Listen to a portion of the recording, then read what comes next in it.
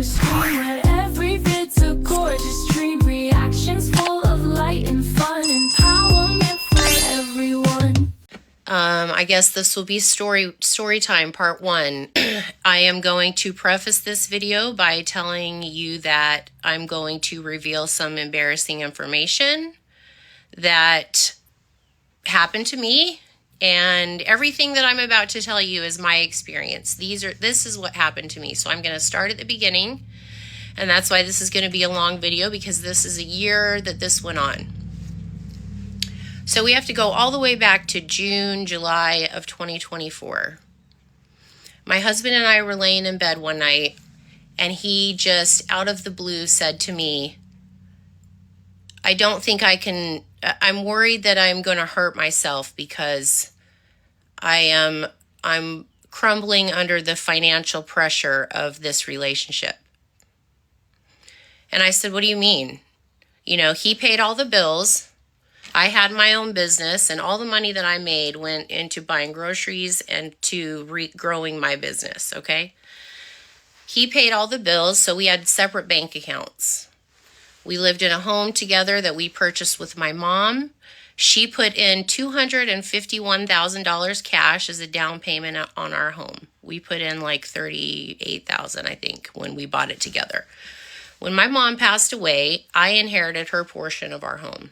Okay, so I just want to preface that in this video. So we're laying in bed. He tells me this. He tells me that we're in debt. And he's maxed out all of our credit cards, and he's maxed out our home equity line of credit, which was $50,000. And I had no idea what he had maxed out the home equity line of credit, because like I said, we had separate bank accounts, all the bills were in his name, so he took care of all the financial stuff. All my money went towards my business and home expenses as far as things around the house. So I'm mortified. I don't know how to fix the situation. So in my mind, I'm like, I'm not mad about the money. I'm thinking, how can I fix this? How can I save my husband if he's thinking about hurting himself? So fast forward to August, and I get a phone call from my daughter, and she asks me if I'll fly out to Virginia. We were living in Idaho at the time. If I would fly out to Virginia to help paint her house. She had acquired a home from her dad when he passed away, and it got picked up on a television show. And they were doing a 30-minute series on her home, the renovation of it. It's on the Magnolia Network. They had a deadline. She called me up and she said, would you come out and paint? I need help painting. We're not going to get the house done in time for the taping. Please, will you come out and help me? So the next day I got on a plane and I flew to Virginia, and for 2 weeks I stayed at my daughter's house and I painted the whole entire home. 3 floors, doors, all the stuff, trim, like everything that they needed me to do. On the day that they were taping the show, I was still painting. Like I was painting from 6 o'clock in the morning until 11 o'clock at night some days. Just me by myself. So I save the day, we do the taping. While I'm there, I'm telling my daughter about what my husband had shared with me about the money and how he's concerned about harming himself. Well, she had just acquired this house, and this huge house. Now she's got a mortgage payment. So she says, why don't you guys come live with me and my boyfriend? They were living in the house together. Why don't you come live with us, and I can get your husband a job at the place where I work, and you guys can live with us for a little while, pay off your debt, and then you can buy a house here or whatever. Well, I wanted to do that. That sounded like an amazing idea. And so I went home, I talked to my husband about it, and he was like, no, absolutely not at first. So then I convinced him to, at least talk to the owner of the company. So he talks to the owner of the company. Okay, and the company is a home construction company, and there's 4 employees at this place. And my daughter's one of the employees, okay? So it's super small. And oh, by the way, I want to preface this video by letting you know that while we were living in Idaho, and for 7 years that we were living there, my husband worked for my brother's company. That's it been in my family my whole life. My grandfather started it. So he was working for my family business when we left, moved to Virginia, and started staying with my daughter. So he takes the job interview on a Thursday. And on Friday, the guy offers him the job. On Sunday, he's on a plane to Virginia to stay with my daughter and to start his new job. I stay behind in Idaho for 8 weeks to sell all of our home, to put it on the market, to show it, to pack all of our everything up. Meanwhile, I'm still running my businesses. I have an art studio, I teach online, and I had a dog sitting business. So I was taking care of both my businesses, trying to wrap up our home and everything, while he just picked up, went and started his new job, and began living with my daughter and her boyfriend. So they're working at the same company, okay? So for 8 weeks, I'm just living my life out in Idaho, like, thinking I'm getting ready to sell my dream home. I'm going to live with my daughter. We're going to travel. We're going to get to spend time with my kids. It's going to be amazing, and I'm so excited. So I get there, 8 weeks I spend packing up everything. His new job is going great, apparently, and I'm just super happy to get there. So I drive myself all the way across the U.S., pulling a U-Haul, me and my dog, with half of our stuff, and I leave the other half in our garage in Idaho. So I get there, and I've been on the road for 4 days, mind you, okay? And they've known I'm coming for 2 weeks. And I get there with a tiny little U-Haul, expecting them to have a room cleared out for me to unpack my office so I can get to work. And they haven't even cleaned the room out. So I'm like, okay, well, I guess I'm going to leave the stuff in the U-Haul till however long. Like, I've just driven cross country. I'm exhausted. They acted like they weren't even happy that I was there. So I argued with my daughter for 3 days about unpacking my stuff. And she's like, you need to paint that room before you can move in. I want this room painted and cleaned up before you move in your stuff. So I was like, okay.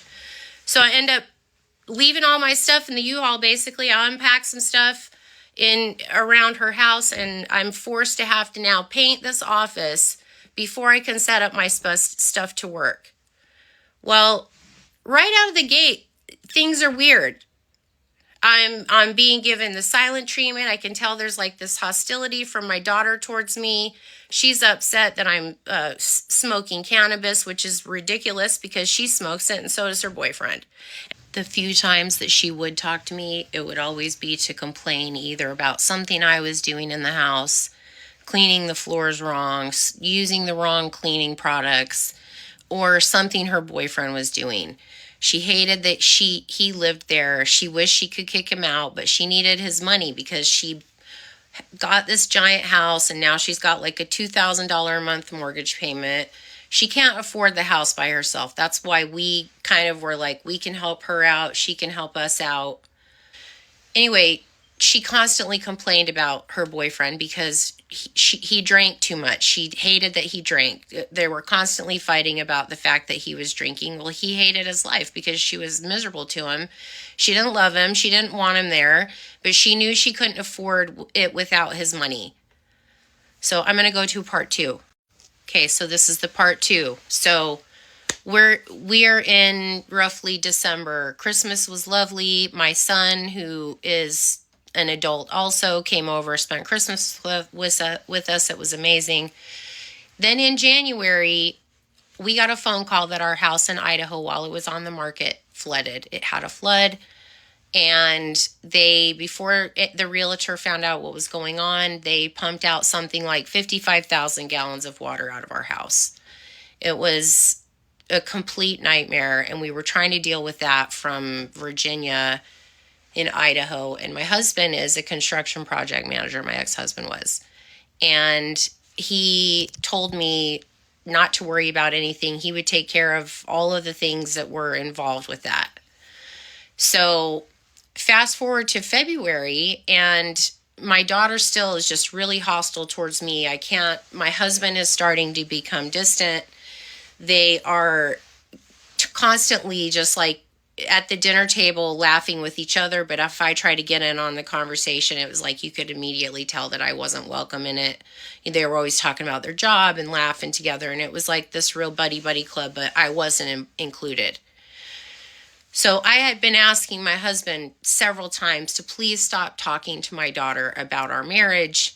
He was basically using her to confide in for all of our problems. And because she had issues with me and wanted me to do things that I refused to do for her, as far as my life goes, the two of them were at work during the day. They were texting each other. Then they were at work together during the day, could be talking about planning. Come to find out, they've been for months before I even knew about this. I found out about this after the fact, that both of them had been smearing my name to my family, to my father, to my brothers, to my best friend, to people around town, just telling them that I was lazy, that I refused to get a job, that I maxed out all of his credit cards and I got him in all this financial debt and I'm addicted to drugs and all of this shit. The two of them were doing unbeknownst to me for months before I found out about it. So in February, I'm just going along with life thinking, okay, well, my marriage is stressful, but it's because we're living in this environment. I kept telling my husband, we need to get out of here. We need to find a place to live. We were living on a tiny little island. There was no housing. Everything that we looked at, he kept telling me, no, we were looking at houses. This whole time we were looking at houses. And then at Christmas time, I have to back this one little step up, because at Christmas time, we got into a huge fight going to the airport to pick up his son, who was coming to stay with us for Christmas. And on the way there, I told my husband that if he didn't stop speaking to my daughter about our marriage, that I was going to get a divorce. I was setting a hard boundary. And he told me in the car that day that he would not stop speaking to my daughter about our relationship. He got out of the car, went into the airport. I stayed in the car because I was so mad at him. He immediately called my daughter on the phone and told her that I just threatened him with divorce. The two of them are talking about it, whatever happened. I made the decision right then and there that, I still was giving him chances, even though I told him the boundary was set, which was on me. So, of course, this behavior is going to continue. So February rolls around, and the two of them have to go on a 5-day work trip to Las Vegas. And her boyfriend and I stay behind at the house. And for 5 days, the two of them go with their boss and, a couple other people to this convention in Las Vegas. And when they come home from that trip, my daughter is refusing to speak to me. Will not speak one word to me. She comes home from the airport with him, walks in, doesn't even say hello to me. I was washing the dishes. I'll never forget it. She walked right by me, went upstairs, didn't say anything to me, and then just went on a silent treatment. Like from here on out. This is in February. By March, she still isn't speaking to me, and I can't understand why. My husband is growing extremely distant. He's siding with her. He's telling me that I need to just conform, just do what she wants, so she'll stop treating you this way. There was nothing I was going to do that was ever going to satisfy her and start treating me right. So I tell him I'm going to go back to Idaho and I'm going to stay at our house for a couple weeks because they're doing all the renovation from the flood and everything. And we got an offer on our house and we were supposed to close on April 24th. And I'm going to go back to the house for 2 weeks. It's too stressful living in this environment. I'll sleep on a mattress on the floor and make sure my house is ready for the new homeowners when the time comes. You can fly out to Idaho a couple days before we get ready to close, sign the paperwork, and then we'll get our stuff and drive back to Virginia. So in the meantime, I've got a realtor. We're looking at homes. We're looking to buy property. And my husband and I are going and looking at these different houses. And he's telling me he really wants to build because he works for a custom home builder. So then we started looking for property. And so we're doing this like every single day. So he's been at his job long enough now to have health insurance, okay? So he gets health insurance and he tells me he's going to call and get an appointment because he needs to get a checkup. He's going to be 57. He needs to get a checkup and a new doctor. So I'm like, okay, great. So he calls, makes an appointment. They do all the testing, whatever.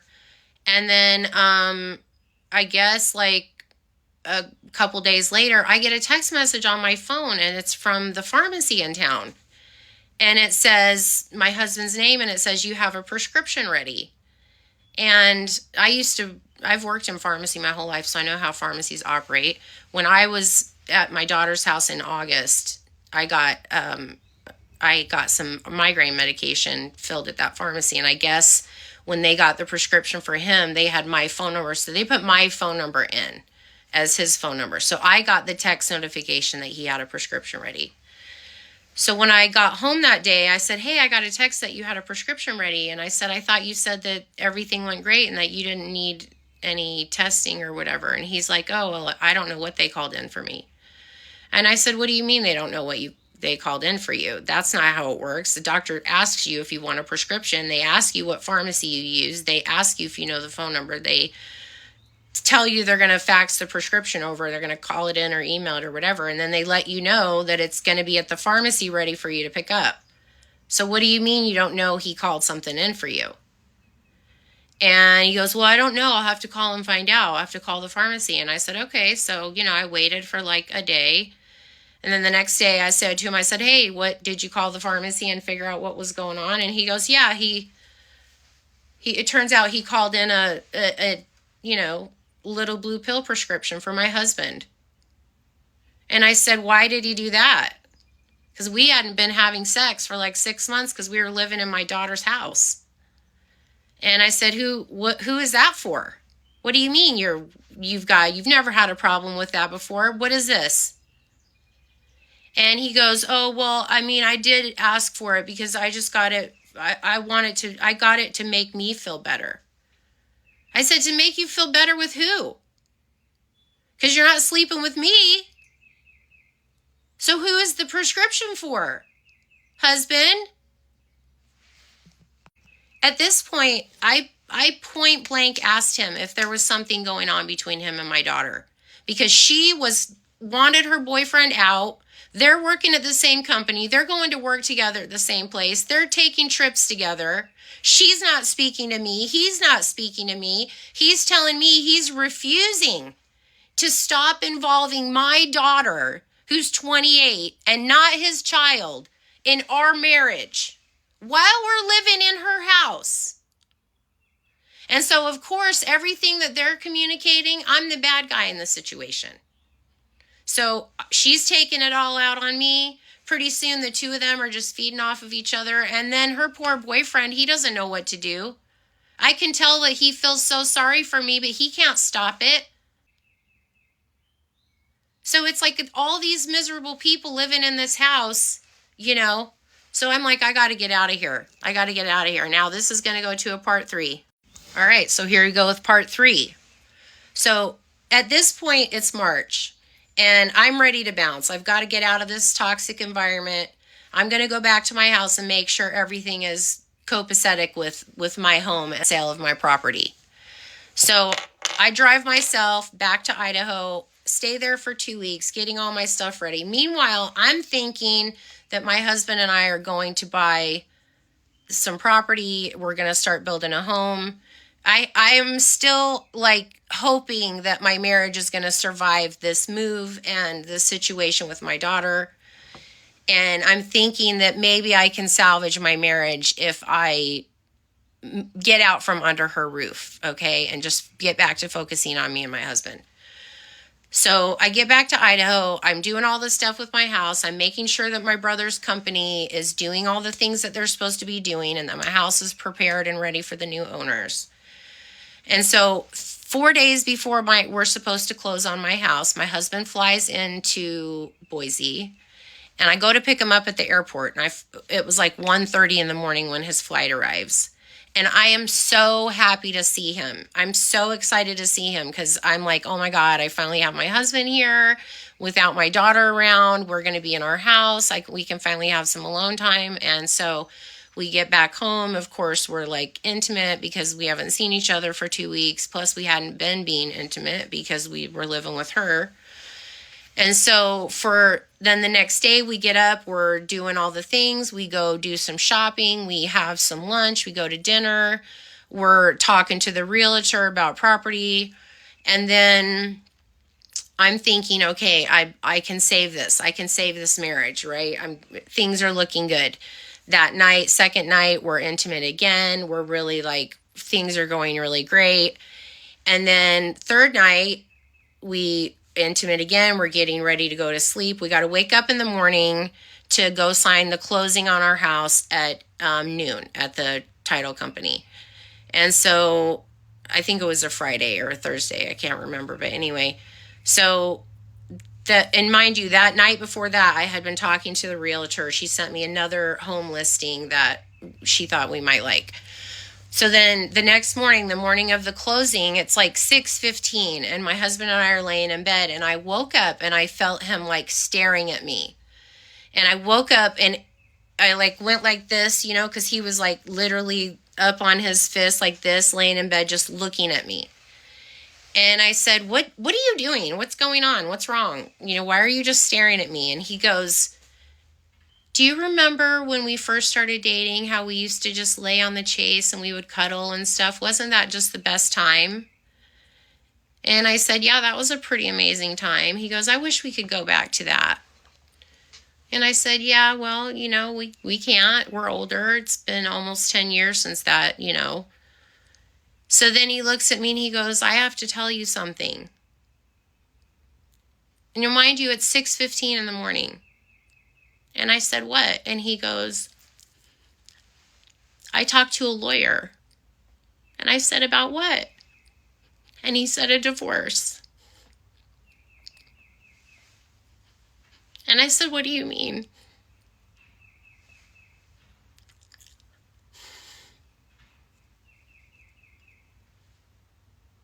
We had just been looking at houses. We'd just been intimate for 2 or whatever, 3 nights. Like, you were just telling me how amazing that everything was going to be.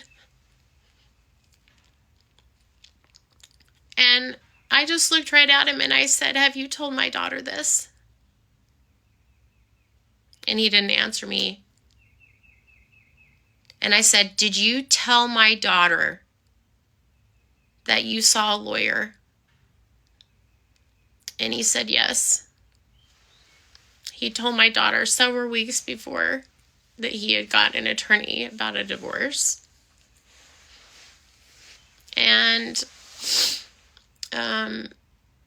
so yeah, she knew about it before I did. And I still didn't know the extent of their relationship, and I still don't. And I'm never going to say that something sexual happened because I can't prove that. All I know is what happened to me and what it looks like. Whether they had a sexual relationship or not, they had an emotional relationship. They worked together to smear me, to ruin me, to isolate me, to triangulate me, to smear my name. Not only to my friends and family, but to my clients, to people around town. They ruined my ability to work. They got me put in a mental hospital when I started telling my story. And every single thing that they said to the authorities was based off of my TikTok videos. It wasn't based off any interaction with me whatsoever. So no, I don't know if they were sexual with each other. And I'll never know that. And I never want to know that. But you better know right now that there isn't a day that goes by that thought isn't in my head. Not one. You believe her? Good. Go do that. Guess what? She has a platform. You should go to her platform and you should ask her for her side of the story. You should ask her to tell her side of the story. And he has a platform too. One dedicated to being the ex-husband of a covert narcissist, where all he does is post videos about living with a narcissistic partner. So, you want to believe my daughter? You feel free to do that all day long and all night. Meanwhile, I'll be over here living my existence because after I woke up with the realization that my husband wants a divorce, I also realized that I have to drive 4 days back to Virginia with this man because I don't have anywhere to live. And all my things, half my things are in Virginia. He apparently had found us an apartment that we were going to move into when we got back there. So I'm in my mind ready to drive back to Virginia to still continue to try to make this marriage work with this man. We get to Nebraska. We're driving separate cars because we had to pull a car and we had a U-Haul, and then I had, my truck. I had to drive my truck back. So we had to drive separate, thank God, or there's no way I would have survived that. But we get to Nebraska, and I had an absolute nervous breakdown because I realized halfway back there that there's no way my marriage is going to survive this. And I pulled over in the gas station, and I cried for 4 hours in the parking lot while he sat in the car behind me on his phone. He couldn't even be bothered to come in and talk about it, to tell me what was going on, to tell me why he wanted a divorce, to tell me what was going on with my daughter, to tell me why he refused to stop having a relationship with my daughter, to stop communicating with my daughter about me and my marriage, to stop trying to ruin my name with my daughter to my friends and my family. I was still willing to try to make it work with this man. Can you believe this shit? So we get back to Virginia. My daughter was in Louisiana. She'd flown down for her friend's graduation, so she wasn't there the day that we got back. We got back on a Monday, I think. And he and I were moving our stuff out of her place into an apartment 1 block away. And it was taking forever because we were doing it by hand because we were walking everything back and forth. And now I have to go to a part 4. So part 4... when my daughter finally does come back, we're walking back and forth to get our things, and I get to her house to go up and get another box out of my office, and she's standing at the door. And she slams the door, comes outside, and asks me, "What are you doing?" I said, "I'm getting my things out of your house. It's obvious you don't want me here. My husband and I are going to go move into this apartment, and, you can rent out your room to whoever, whatever." She goes, "You're not coming in my house. You're not welcome in my house." I mean, there was nothing I could do. We'd been living there. She refused to give me a lease to prove that we were legal residents. We couldn't get driver's licenses or bank accounts because we weren't legal residents there. She never even gave us a key to her house. So basically, she held all my things hostage and locked me out. And the last thing I said to her was, "You'll regret this." And I walked off. And I've never spoken to her since. She held all of my things hostage. She told me that the only person who could come in and get my business things, my art supplies, my whole business studio was my husband. He could come in. He could come in and get my things, but I couldn't.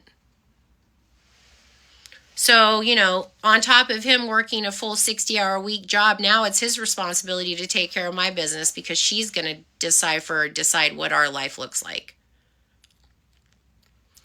So I go back to the apartment. I'm telling myself we're going to live in this little 900 square foot cockroach infested apartment after we just sold a $500,000 house back in Idaho. This is what's happened. My daughter and my husband have created this giant monster of hate, and neither one of them can get away from it. So 2 days in the apartment with my husband, I said, "I'm not doing this anymore. I don't want to be with you anymore. You got an attorney, you saw an attorney, call the attorney and tell them to go ahead and send me the paperwork. We'll split the proceeds of the sale of our house," which we did. The real estate company gave us each half of a check for $155,000 each. I didn't at that time even know the extent. I found all this out after. At the time when I signed the paperwork and we split the money, I didn't know any of this. I found out so many things about my husband since we split the money that I can't even talk to you guys about. I tell my husband that I'm going to take our little 17-foot camper and our Toyota Tacoma.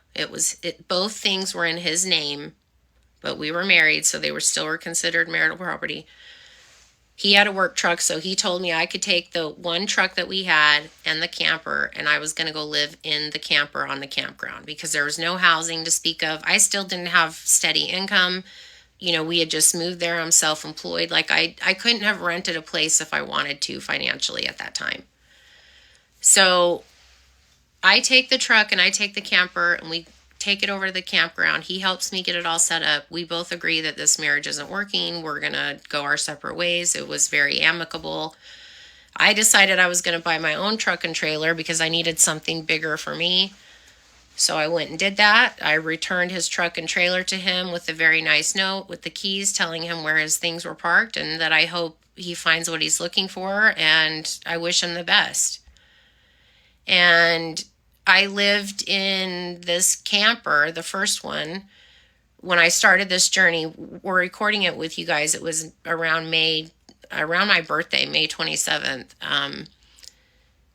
Still to this day, it's been almost a year. The end of this month will be a year. My daughter has not reached out to me one time, has never spoken to me. In fact, started trolling me and harassing me and stalking me on my TikTok videos, which I have proof of. And then, so I signed up for a wellness retreat in Oregon in July. From May to July, I sat in this camper and cried myself to sleep every fucking night because neither one of the two of them reached out to me, which to me, all it did was cement what I was feeling inside. And oh, by the way, the second night or whatever after I was living in the camper, we had an agreement set up with our animals, and I went to return my animals to his apartment, and he wasn't home, but he was at my daughter's house.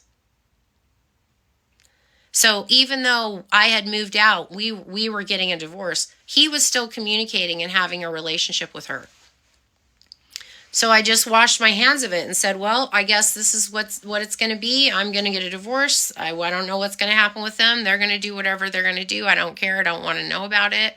I already have bad nightmares and visions in my mind of what I envision went on, but I'll never be able to prove it. Or maybe one day I'll find out. I don't know.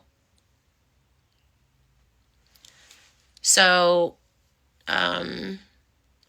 fast forward to July, and I decided I was going to leave my camper in Virginia and I was going to drive to Oregon to the wellness retreat. And then I was going to spend the summer going to all the places on my bucket list to try to heal from this. And I did that alone. For 9 weeks, I slept in the back of my truck and I drove through 17 states and put 7,000 miles on my truck and did my best to forget the both of them. And then when I got back to Virginia to sign my paperwork, I had to go over to my storage unit where all my things were from our life together and clean it out because he left me with that responsibility. As men do. They just pick up and go start a new life somewhere and leave you to clean up their bullshit. And when I got in that storage unit, I was so angry when I started looking at all the family pictures, all the years that I wasted on a man who did nothing but lie to me and ruin my relationship with everybody that I care about, including my children. And I destroyed everything in that storage unit. And I recorded it and I made a TikTok video. And my daughter, believe it or not, was the first one to call the police. Because, see, she'd been stalking me. You know, they'd both been viewing my videos all summer. So she was the first one to call the police, and then he called the police. And then the police showed up at my camper to tell me that they were arresting me. And, but they weren't going to take me to jail because it was a civil matter, not a criminal matter. And the sheriff told me that he urged my husband not to press charges because the case would get thrown out, but he didn't care. He wanted me arrested. So the police showed up at my camper that night at I don't even know what time it was, 9 o'clock or something, and told me that they weren't going to arrest me, that they were going to, that I needed to show up for court, which I said, okay, great. And then I made a TikTok video about how I didn't get arrested. And when I did that, my husband and my daughter decided that it'd be fun to go to the magistrate's office and complain and file a complaint that I'm a danger to myself and to society and to them, and that they think I need a mental health evaluation. That was at like 10:30 at night. So the next day, it was a Thursday afternoon, I'm sitting in my camper just minding my own business. At 2 o'clock in the afternoon, I get a knock at the door, and it's two sheriffs. And they tell me that they're here to take me to the hospital for a mental health evaluation, and that if I don't go with them, I'm going to go to jail. So now I'm close to a part 5, which I can't even believe this, but this is the story, you guys. I mean, and I still have like 8 months to go of shit to tell you after the mental hospital. But this is the last 12 months of my life. I mean, it's going to be a Netflix movie, okay? It just is. So, well. I was going to post part 5 this morning, but I woke up to a whole bunch of screenshots that my daughter and my ex-husband are posting about this story, because they can't hide the secret anymore. So, I mean, I knew they were going to talk, but I had no idea that they were going to bury themselves into a hole that they're never going to get out of. In their own words, they typed these things out and posted them on the internet. And what's really wild to me is this whole experience, this whole year, I have been creating these videos, talking about my divorce, but never really saying the whole story because of the fact that my daughter's involved and I didn't really know how to handle it. You guys, I got a lot of questions about the $251,000 down payment on the house, so let me just really quickly tell you about that. I am going to re-record part 5 about the mental hospital and what happened from that. But if you guys want to watch that, there's a whole playlist under arrest and mental hospital, and you can see exactly what happened during that mental hospital situation. It's at the top of my page. But my mom got COVID in 2020 when it very first came out, and she never recovered. And she came to visit me, got COVID, and ended up never going back home because she was too sick. She sold her house in Utah that was paid for. She got $251,000 from the sale of her house. And she gave me all of that money to put down on the house that the three of us bought together. And it was the house that she wanted too. And she was putting down the majority of the money because I had to take care of her. I stayed at home and took care of my mom. I was her nurse for 9 months in our house. He worked every day. He wasn't close with my mom. He wasn't home with my mom every day. I don't know what the fuck he's talking about. My mom would absolutely lose her shit, and she is losing her shit in the spirit world, knowing that this man took my inheritance. So when we sold the house and he told me he wanted a divorce that morning, I had no other choice but to have the real estate company split the profits. Because otherwise the check was going to go to him for the whole amount, and I was going to have to fight him in divorce court. So I agreed to give him half of the proceeds of the house, which was $155,000 each. The agreement was he was going to pay off the credit card debt. We had to pay off the home equity line of credit of $50,000, so that came out of my inheritance too. And I have no fucking idea what he charged on that. And I still don't, because the bank refuses to give me access to the fucking account. And that's by design. He did that on purpose. I signed on the co-signed on the home equity line of credit. So I had every right to access that account. And I went to the bank several times when I was there in November trying to get access to the records. They wouldn't give them to me. So my mom put down all the money she had to buy a home with her daughter because she knew that I was going to take care of her until the day she died. And that's exactly what I did. And my mom made sure that the portion of the money from the house that she put in was my inheritance. We paid $5,000 or $2,000, something like that, to get attorney an estate attorney to change all the paperwork to make sure that the $251,000 portion was mine. And in Virginia, inheritance property is not separate marital property, but it is in Idaho. And that's why he pushed my divorce through in Virginia, because he knew that if I divorced him in Idaho, he'd have to give me that fucking money back. And so he is going to give me that money back in the form of a civil lawsuit. And who knows how much money she's going to have to pay me, because I can prove organized stalking for my daughter. And yes, I have the receipts. So I'm going to let them continue to tell all of their things. You guys keep sending me the screenshots, because it's really just adding fuel to an already huge bonfire. And the thing that's crazy is they have no idea what I know. They have zero idea what I know. And the crazy thing is there's a whole bunch of people involved in this.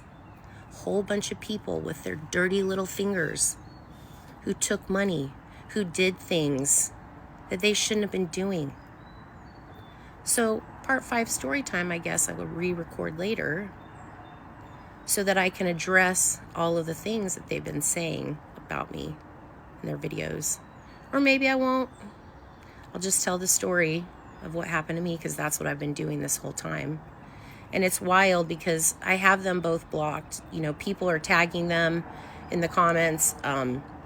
People are sending the screenshots. I don't search them out. I don't try to go see what they're saying, because I don't fucking care. I know my truth. I know what happened to me. And I know who did it. And so you guys aren't going to shut me up, unfortunately. I'm going to keep fighting the bully group and try to finish this story off this afternoon. I appreciate you guys being here. And if you have more questions, let me know. Oh, really quickly, one last thing about the money, because this is another question that came up a lot. I blew my half. I love that. I had to move into a camper that didn't belong to me on name on paperwork. His truck was in his name. At any moment, he could have come and taken the camper, taken the truck from me, and I wouldn't have been able to do a thing about it. And oh, by the way, he did that to me frequently. When he would get mad at me, he would take the keys to the only truck that we had, which wouldn't allow me to go do my job during the day. So I took my half, the $155,000, and I went and bought a $50,000 RV to live in and a $50,000 truck to pull it. I don't have a truck payment. I don't have a house payment. And that's how I've been living. And I love it. The rest of the money I used to live my best life, because I deserve it. I took my money and I went cross country and I did all the things, because guess what? I could not be here tomorrow. So what's the purpose in holding on to all that money? And all of you people out there saying that I don't work and I beg for donations, that's ridiculous. I have a job, but I'm not going to tell you fuckers about it, because they're out here stalking me, trying to find out every single thing about my life so they can destroy it. I made that mistake already, and I'll never do that again. So anyway, hope you guys have the best day, and sorry I talk so slow and this is a long story, but you know, if you don't want to be here, there's the door, use it. Okay? I'm not making these videos for you. I'm making them for me. Oh, and husband and daughter, please keep talking. Please keep talking. So I just got home and I've had a horrific day. And I realized today that I have allowed these two people to pull me right back into their games.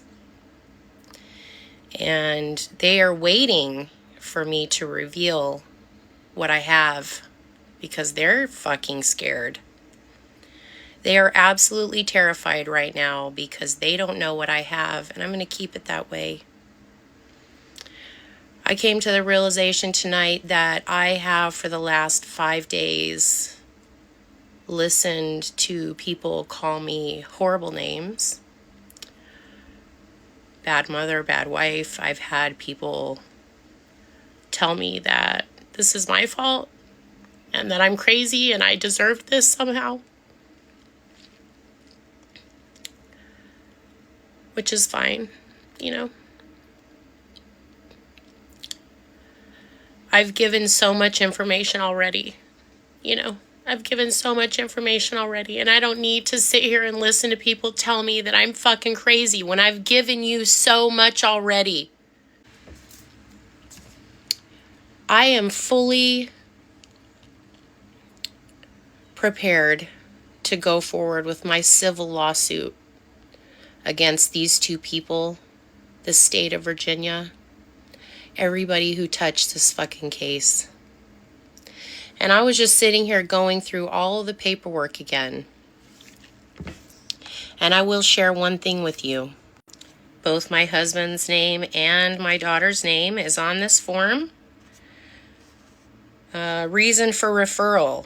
Melaine was served an ECO after she was posting multiple videos depicting her decompensating behavior. Melaine was seen destroying marital property inside of a storage unit on TikTok. Every single thing that they talk about in these forms are my TikTok videos. They're not for being in any kind of communication with me.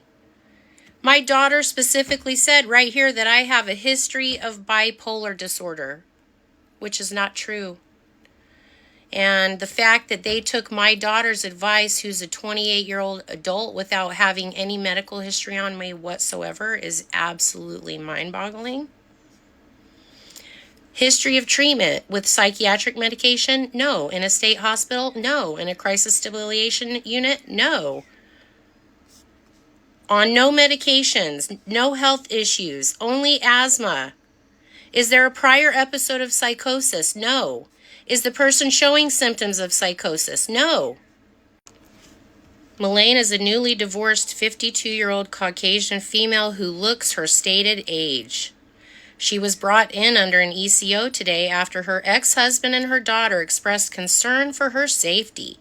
Melaine has been posting numerous videos on social media depicting a spiraling of her mental state in the last several weeks. Melaine has been estranged from her daughter for several months, per the daughter's report, due to Melaine's erratic and sometimes violent behavior. Ma'am, are you fucking for real right now, daughter? Be so fucking for real.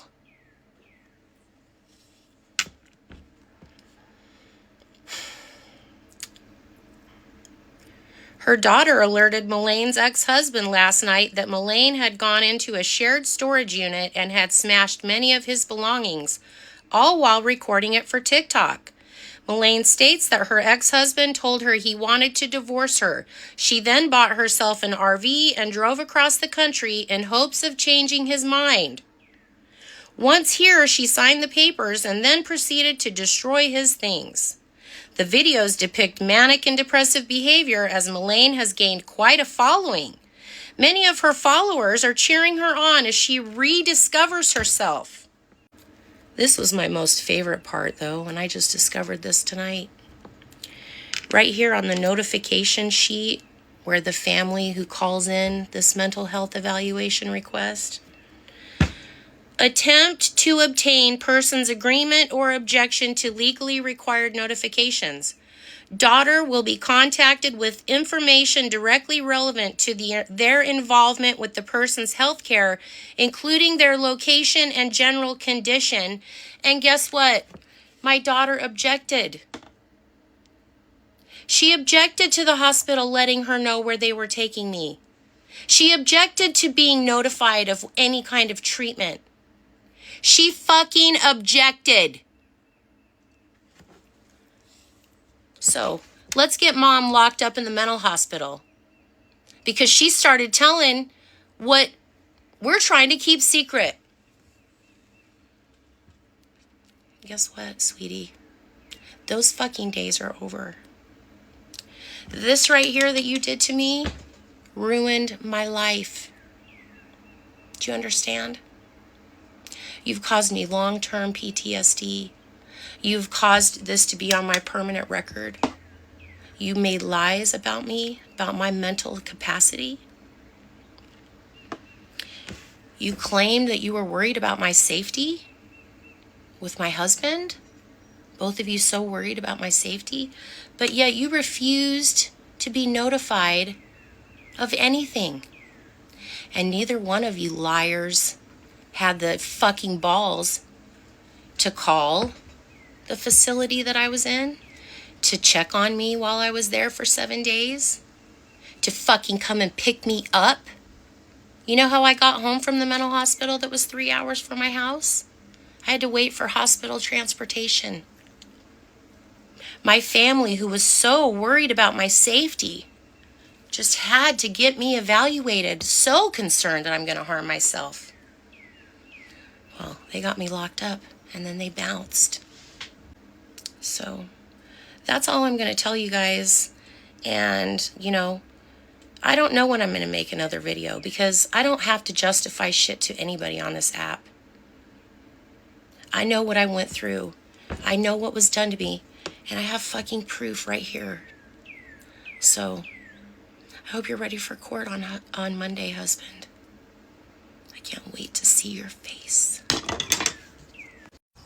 You guys are like a wild pack of rabid dogs. What about this? What about that? What about this? It's so funny. You're already bitching about how long the videos are and how long it's taking to tell the story. I mean, if I had to go back to the very beginning of everything, you'd bitch about that too, probably. But I wanted you guys to know that I picked up an extra shift at my job today, and so I know you guys are dying for a part 5, and there's been lots more questions since the last couple videos and about the house video that I just posted. So I'm going to try tonight to sit down and look at some of the questions and answer the questions in one or two videos, because there are a lot of questions that you guys have. But I want you to know that I go to court on April 20th for the destruction of property case, which was originally supposed to be heard in September, and it got pushed all the way back till here. I can't really talk about the details of that until after court on Monday, but the part 5 is really the catalyst for this whole experience. This part 5 is the mental hospital that the two of them had me put into, and that really was the catalyst for all of the investigating that I did, all the things that I found out after the fact. And you guys have been asking for receipts, you want receipts. There's so much stuff I can't show you because it's an active investigation, active case. But I will show you my divorce paperwork, and that I have all of my stuff in a secure storage location that's locked up that one other person knows about where it is. And I did that specifically in case something happens to me. I take this very seriously because there's so much stuff that I uncovered that I can't even talk to you guys about, but it will come out eventually. And so I am living very under the radar right now, kind of not really, nobody really knows where I'm at. I don't have a permanent address here. I'm living in my RV. Like, I understand the severity of the situation, especially now that this has gone as big as it has. So I'm going to go get some documents so that I can show you guys the receipts you're asking for, and they're locked in that storage unit. And we'll just keep telling the story, because the mental hospital situation happened at the end of August 29th, and so many things have happened since then. And so there's still a lot more to tell this story, but I wanted at least to get you guys to part 5. And I know you guys all really want part 5. I'm sorry that I haven't been able to get it to you, but I'm trying to keep up with, I just looked at my analytics, 8 million views in the last 7 days and 7,900 comments. You guys, I can't possibly answer all those comments and see them all, because people are going back and looking at old videos from last summer. And old videos are getting new traction again, which is great. So you guys will be able to see that I have been documenting this journey, and I have been being very careful not to reveal people's identities and things like that. And I still am not going to do that, because I don't need to do that. all I'm doing is telling my story. This is about me. I don't care what they're doing, not searching them out, all the things, not doing all that stuff. They outed themselves, and there's lots of screenshots. People have already found the stuff that they've been saying and posted in the comments. And so, I don't need to tag them. I'm not going to add pictures of them. I'm just not going to do any of those things. I'm not out for revenge. I want change. At the end of the day, I want change. I want change in the legal system, because this happens to too many women. And the legal system is way too involved in our family lives. And I want justice for what was done to me. I want laws written, and that's what I'm going to be fighting for in this next chapter of my life. Against bullies, against online bullying, stalking, harassment. I mean, I want to shine a light on this very, disturbing place that we've come to as a human society, where we create fake accounts to troll people so we can leave nasty comments to try to bait them and stuff like that. Like, why are people doing that? I'm not playing those games. I've been very strategic about how I've told this story, and I knew one day the whole story was going to come out. So tonight when I get home, I should be home around 7. I'll go by this storage unit, pick up those documents, make the video for you guys, and then, we'll go from there, okay? And I know there's lots of questions about the house video I just posted. You guys, a lot of you don't obviously know how home equity lines of credit work. You get those after you buy a home, okay? Like, they're not just a loan. They're for large repairs, like if you need a new roof or something like that. They're adjustable rate mortgages, adjustable rate loans, okay? So when we bought the house, we put a lot of money down. Our mortgage payment was $960 a month, I think. And my husband couldn't manage our finances with a $960 a month mortgage payment. So he started dipping into the home equity line of credit that we applied for after we'd been living in the house for 3 years. We got approved for a $50,000 loan. We bought a new air conditioning unit that cost $9,500. And then I bought a $7,000 program for my business. Those were the only 2 things that I knew were charged on the home equity line of credit. But I found out after the fact that he was using it as his personal bank account. He was overdrafting his bank account hundreds of dollars every month, and this is documented. And he was using the home equity line of credit as his personal, refill bank. And I had no idea any of this was going on. And when the account was maxed out at $50,000, he couldn't hide it anymore, and he had to tell me. So, I know. Anyway, that's the story, okay? So after court on the 20th, on Monday, I'll be able to share with you guys a little bit more about the story, because he's already talking about things, trying to frame me as looking like somebody who's on the run, didn't show up for my court hearing, all these things. None of those are true. And I'll tell the story after court.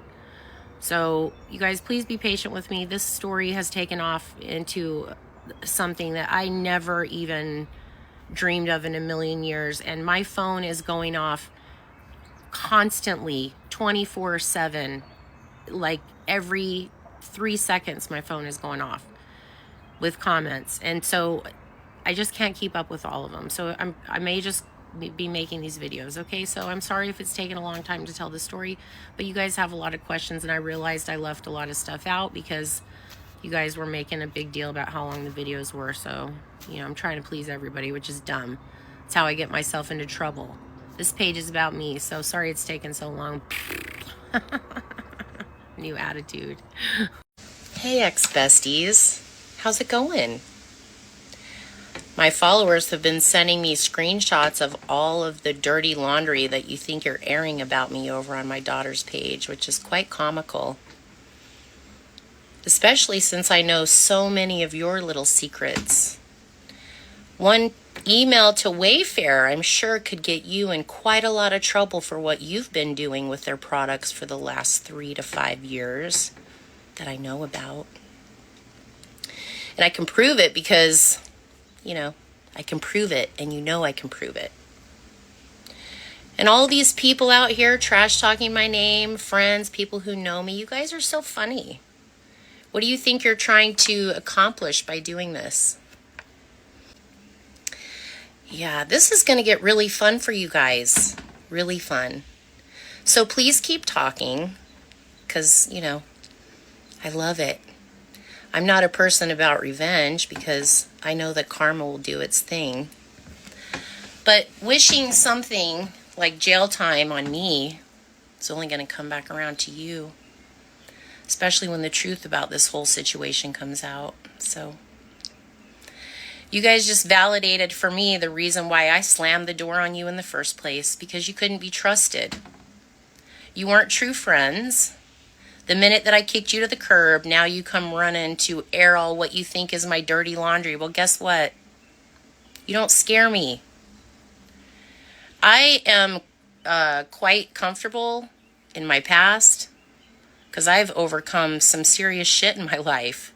And if you think that you're going to uncover something about me that I won't admit to, well, you never knew me at all. So you guys keep talking. You're really making this fun for me. Heard you guys had a live about me. Invited some of my ex-friends. That's so fun. I'm sorry I missed it. But I actually did have a couple of questions, if you wouldn't mind answering. I was just wondering, why wasn't my ex-husband on your broadcast? Where was your boyfriend? The two people that everybody wants to hear from so desperately were conveniently missing from your live the other night, where you convinced 3 of my ex-friends to come on your platform and smear my name and trash talk me for the entire time. That's absolutely wild to me. And then I'd also love to know why you would do that on someone's platform with 200,000 followers who's never met me before and doesn't know a single thing about me. Just curious. These are questions that I and probably lots of other people would love to know the answer to. I'd also love to know why it is that all this time you've been out here telling everybody that you're introducing my ex-husband as your stepdad to everybody. And the last post that you made about him on Facebook, you were going to miss him so much when he moved back to Idaho, but now he's disgusting. So I'd love to know what's happened in that time, especially since you weren't even living in the same state, apparently. What happened to this wonderful stepdad-daughter relationship that you were going to miss so much when he left to go back to Idaho? These are questions that I'd really love answers to. So if you wouldn't mind, I know you're watching, so just leave those in the comments. That'd be great. Thanks. The amount of people that have come onto my page and called me a liar, a narcissist, a horrible person, all of those things. First of all, I just want to let you know that doesn't hurt me in the least. You know, I literally have lost everything, and I don't care about the opinion of anyone, especially strangers on the internet who just joined a chapter in a very long book. But you missed out on the first 15 chapters. And I find it very alarming that in 2026, so many people would think that I would be doing this on TikTok of all places if it wasn't true and I didn't have receipts. So everything that I have verbally said with my mouth on this platform is 100% true and can be proven with receipts, and lots of them. And what my husband and my daughter fail to understand is all of those people that they involved in this smear campaign, and it was a lot. It wasn't just my immediate family, my brothers, my dad, my nieces, my sister-in-law, my aunts, my uncles. It was my friends, my best friend, her husband, the only 2 people at my wedding left me after knowing me for 15 years because of the lies that my husband was telling them behind my back. And my daughter was cementing all of the things that he was saying, and the two of them were working very hard to put up a narrative about who I am as a person. My daughter even reached out to my clients via Facebook Messenger to tell them about how concerned she was for my safety and that I've become a drug addict and I need help. And she is so concerned for me that she has to reach out to all of my friends because I need an intervention of some kind. But here's the thing about that, husband and daughter. All of those people that you intertwined into this shit show that you've created, all of those people are alive and well. And one of them, the boyfriend who you love to tout that you've been with for 5 years, he'll get called as a witness to testify under oath about the things that you did to me because he saw all of it. And he won't be able to lie about it unless he wants to go to jail, of course. And my best friend and her husband who were at my wedding, they'll also be called as witnesses. Because every fucking person who touched what the two of them did to me this last year, you're all going to get what's coming for you. Not from me. I'm going to sit back and live my best life, knowing that karma is a dish best served cold. And for a lot of you, yours is going to be coming from a prison cell.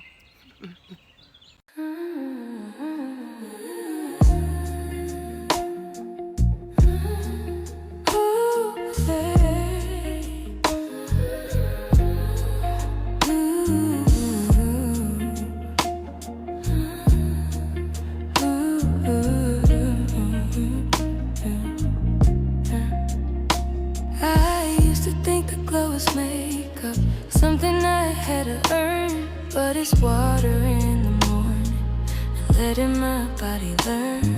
This clean skin, soft light, this rest that shows in my eyes. This is how I hold my shoulders when I stop living rushed. I don't chase it, I make space for it. I come back to myself.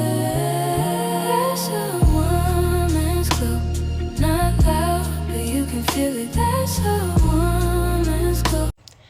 They say that the only way a trauma survivor gets to have control over their life again is to tell their story.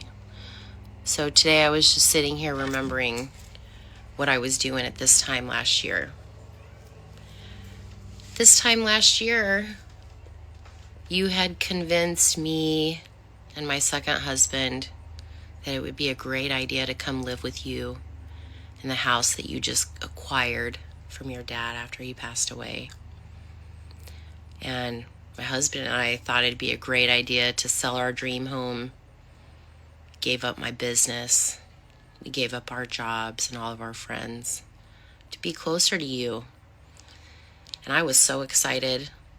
I was back in Idaho, packing up and selling the last of my life, boxing it all up alone, because my husband, your stepdad, had already come back here to Virginia, and he'd already been back here staying with you and your boyfriend for 4 weeks. And I remember how just a couple of months before that, you called me up crying hysterically because you needed help to get your house ready for the TV show and the taping that was going to be coming up in a couple of weeks, and you weren't going to be able to get it all done yourself. So you called me and asked me to come out and paint. Please come paint my house for me so that it'll be ready for the TV show taping that we've been working on so hard for a year. So what did I do? I just dropped everything to come out there and paint your whole house for you for 2 weeks. For 2 weeks I did that, morning, noon, and night. That was pretty amazing that I did that for you.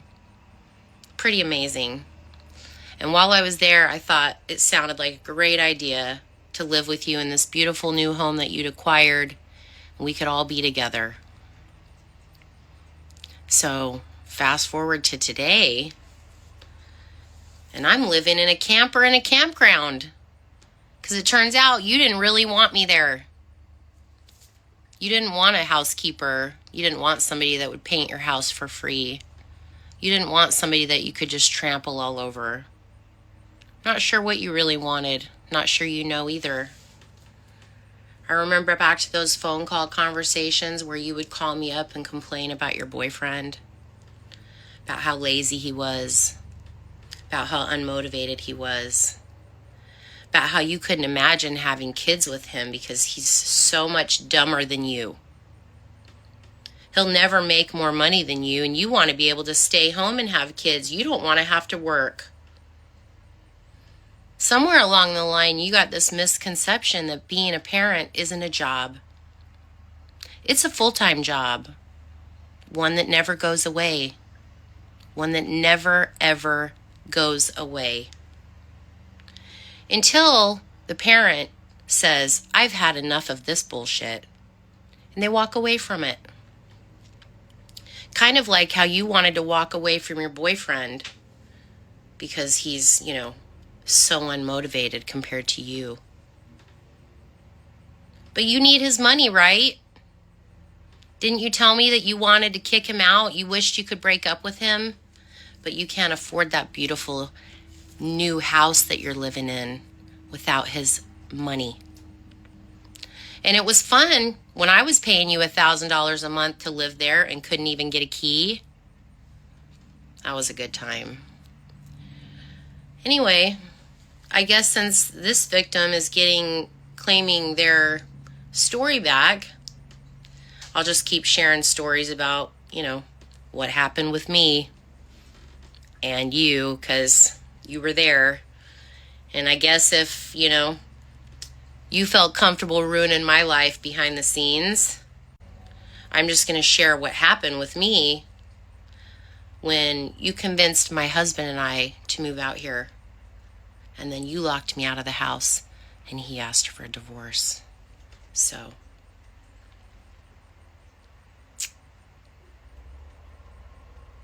I don't even know. I'm just claiming my story back. So hope things are going good for you, though. Hey, daughter. Zora. Where'd all your comments go? You deleted all your comments?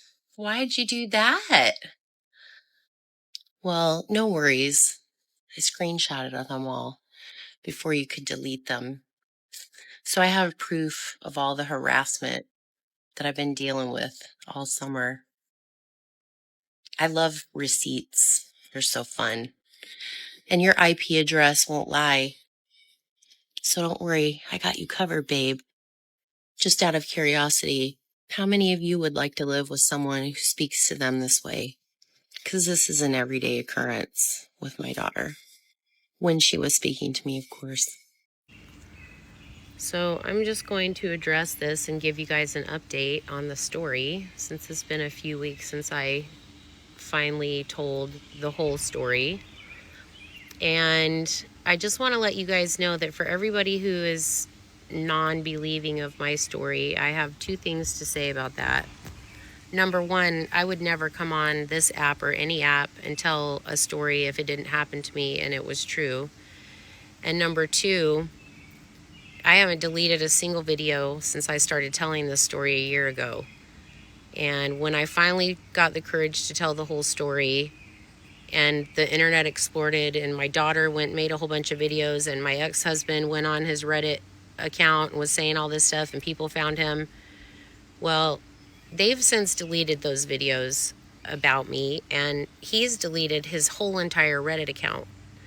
So if anybody's lying about the situation, I can assure you it's not the person who has been telling the story and has all the videos still intact 100%.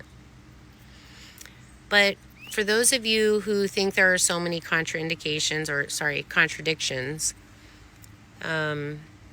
there were so many questions that were asked and answered, but this video is still circulating multiple weeks after I posted it. So I'll just give you guys an update. Many people told me that I should write a book, which I already am in the process of doing. And many people said that this should be a story made for TV movie. And I actually had multiple people reach out to me from publications wanting to publish the story in their newspapers across the globe.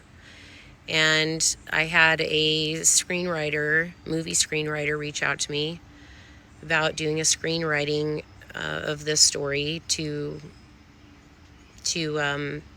market it for movie production. So I will be able to tell the whole entire story from my perspective. And apparently, quite a few people want to know about the story and are interested in it. So it's going to be fun for my family when they're on the big screen and I actually get to show what was done to me and tell the full entire story. So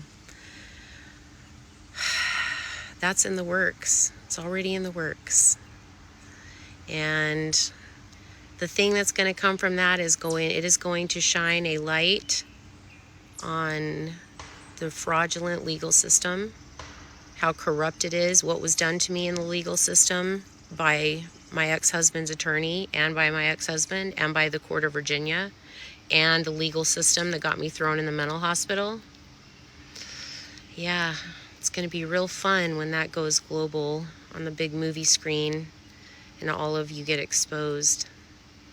So anyway, that's what's happening with the story, and love to know what you guys think about that in the comments. Would you guys watch the movie? Apparently 17 million people thought they wanted to hear the story, but then just decided after part 1 they didn't really care to hear the whole story. They made a judgment about me without hearing the whole entire story, which is why I don't let comments by internet trolls get me down. So anyway, hope you guys are having a great day. So I'll address this question now that things have kind of settled down and my divorce stuff is finalized. I'll let you guys know, because this is a question I've been getting a lot. Back in November, when I left the campground and headed to Idaho with my camper, it was with the intention of meeting with a divorce attorney, turning in all my stuff to get my divorce finalized in Idaho, which is where it should have been finalized at. And when I got to West Virginia, I realized I didn't have enough money to pull my camper all that way because I was only getting like 4.4 miles to the gallon pulling it behind my truck. So I left it in West Virginia with the intention of going to Idaho, delivering my paperwork, and then going back to my camper. But I got to Idaho, had the appointment to meet with the attorney, and something told me to go ahead and email the courts and ask them. I don't know. I think it was just to see if there was any like clarification on any paperwork or whatever. And they told me that my divorce had been finalized on October the 27th. And I said, how can that be? Because I refused to sign the updated waiver. And you guys, if you've been following me for a while, you know that I originally went and signed an uncontested divorce. And then my ex-husband got me put in the mental hospital. And when his attorney emailed me and told me that they did not have the correct waiver, that it had the wrong date on it or something, I don't remember, that I needed to come in and sign a new waiver. And I refused to do that. So at that moment, the divorce then became a contested divorce. When I refused to sign an updated waiver, the original waiver became null and void. And all of this was done via email. Well, I never heard anything back from his attorney after I refused to sign the original waiver. So I just assumed, dumb me, I made an assumption that she let her client know that I wasn't going to sign the corrected waiver and that it was now going to have to be a contested divorce because I was contesting the jurisdiction. We hadn't been legal residents of Virginia long enough to file for divorce there, and we hadn't been separated for the 12-month required time that it took Virginia requires that you live apart before you can get divorced. And I told his lawyer all of these things. Well, anyway, when I got to Idaho to meet with my attorney that I thought I was going to be getting my divorce in Idaho, I found out that his attorney pushed through the original waiver, the one that had the incorrect date on it, and they pushed through my divorce as uncontested, even though I had refused and I was locked in a mental hospital against my will because of my ex-husband. So I was not at any of the hearings. They had hearings without me as if I was an uncontested participant, not letting the courts know that I was locked in the mental hospital at that time and could not access any of the hearings. I never got served paperwork. The whole thing is just like a catastrophe of the legal system. And that is basically the thing that's going to set off this whole entire legal thing for me over the next however many years. Because this was done on purpose. The court was misled by on multiple occasions about me. And a divorce I never signed a final decree of divorce, and I never got the original decree mailed to me. This is how I found out about it. I called the clerk's office to find out what was going on with my case, because now this is coming back to me, because I hadn't received any paperwork or anything, and that's when she told me that my divorce had been finalized on October the 27th. And I'm in Idaho. It's like November 15th or whatever, and I think I'm still married because I never signed anything. Like, it's just amazing what happened to me in this case, and it's all because I was looking for one piece of paper, and I discovered this whole entire scheme situation that fraud upon the court by, just unbelievable that a legal professional would push through a document knowing that the person who signed it revoked their signature when you sent a corrected waiver and they refused to sign it. I guess they just thought I was going to play dumb and I was going to accept, whatever happened, that I was just going to be, okay, yeah, I guess I signed it, no problem. Yeah, well, that ain't what happened. And that isn't what's going to happen. I filed a motion to vacate my divorce in the courts with all the evidence that I have of fraud upon the court, showing that we didn't meet the jurisdiction requirements and all of those things. And the judge refused to hear the case. So, okay, I'll just take it to the next step. Because anybody who thinks they're going to pull it over on me, mistaken. So I am trying to get back to my camper because I ended up having to deal with all of this crap in Idaho. And on top of that, I found out that my ex-husband filed a protective order against me in court in Idaho when I wasn't even in the state. And then on top of that, he didn't even show up to the hearing, claiming domestic abuse, claiming that I struck him, claiming all of this crap. And then he didn't even show up to his own hearing request. So, yeah, I'm not going to just roll over and let somebody, use the legal system against me. That isn't happening. So I'm going to get back to my camper, figure out what the heck I'm doing, so that I have a place to live, you guys. I've been sleeping in this truck, staying with friends, sleeping on people's couches, all the things. All because I was going back to Idaho to meet with a divorce attorney to get my divorce filed in Idaho, only to find out that it was pushed through without my knowledge and without my signature. So what am I supposed to do? Yeah, I can't get alimony. I can't go after all of the things, my inheritance, the stuff that is rightfully mine. So, so now I just have to, I guess, say goodbye to that, move up on to the next level, which is my civil lawsuit. Yeah, I'm not fucking around with these people. So that's the update on the divorce situation. I haven't talked about it because the civil thing, I just don't even know what's going to happen. But I know I'm not going to roll over and be taken advantage of by the legal system.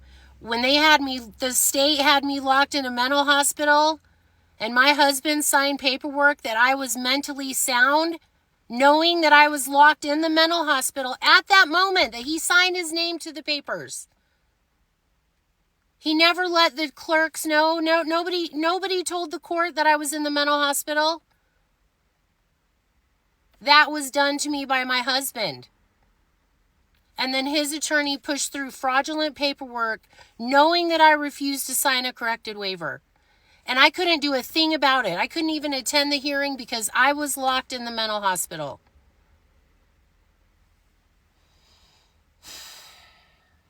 Anyway, the legal system is fucked. That's why I'm telling you right now, be your own advocate. Get copies of everything. Don't sign shit unless you read it 5 times first. Anyway, that's the update on that. And I really appreciate you guys being here. And, if you have more questions about it, let me know. I mean, now that the divorce is finalized, I can talk about it. But, I reported his attorney to the State Bar Association, and they told me they're not going to do anything about it. It's lawyers protecting lawyers. So the judge isn't going to hear the case because he doesn't want to look like, I guess, I don't even know. You'd think if somebody can present evidence of fraud upon the court, they would look at the case again and go, maybe we need to reevaluate the situation. Anyway, hope you guys have a great day. Thanks for letting me vent.